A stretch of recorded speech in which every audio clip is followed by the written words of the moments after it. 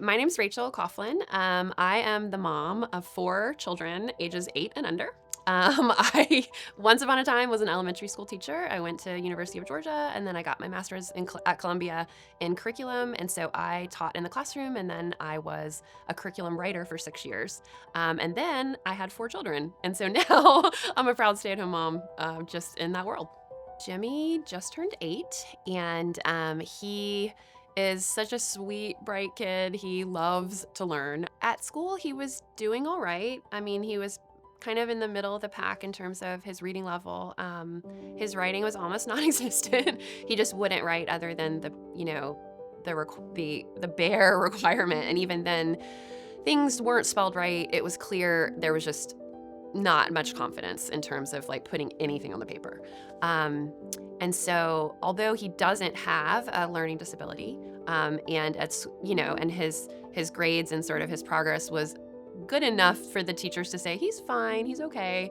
We felt like the gap that we saw in between what he was doing and what we felt like he could do, just our instinct as both a parent and as an educator was like, oh, this is worth finding something else. And so, you know, the science of reading, it has become a big buzzword in education, and rightly so, as we all learn and grow in terms of our understanding of what's best practice. And so we became interested in Orton-Gillingham because it is science of reading and it is evidence-based, and we just heard such good things about it. And so we decided to give a tutor a try. Beforehand, he just sort of, when he would come to a word he didn't know, even an age-appropriate word for him to not know, he would kind of skip over it and just keep going, and it would kind of make the sentence not make sense, and he just didn't kind of realize that. And so I think what we started to see, not after 1 week, but after a couple months, is that as his toolkit of different, vowel teams or syllable rules or things that they were building in his toolkit of phonics that he could access, then when he would get to words he wouldn't know, all of a sudden he started to slowly but surely have tools to address it, and we could go back and read it, and then all of a sudden, oh, he really understands what the passage says now. The other thing that we really noticed, and we specifically asked his tutor to work with him on writing, and I said, I'm concerned I don't see more writing. He's telling stories, he's drawing these elaborate, books, a 15-page long book, and there's no words in it. But he could tell you the story out loud. Why, as a second grader, he needs to be able to write that down. And so she started integrating writing into the tutoring session. It started off, it would just be a couple phrases that they would put together into a sentence. At this point, he's writing whole paragraphs with her, and everything is spelled correctly. And it's spelled correctly not because she just told him, but because they went through the words that he didn't know, and that was his way of learning those things.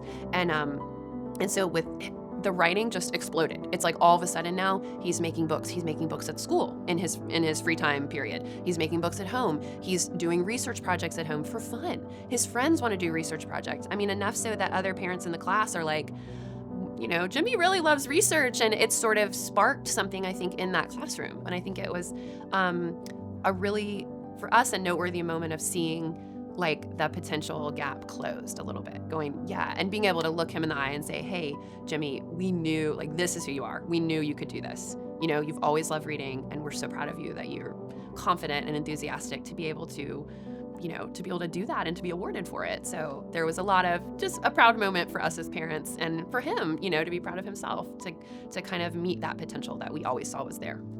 And I credit Orton-Gillingham with giving him that confidence. I'd love to see it in every school.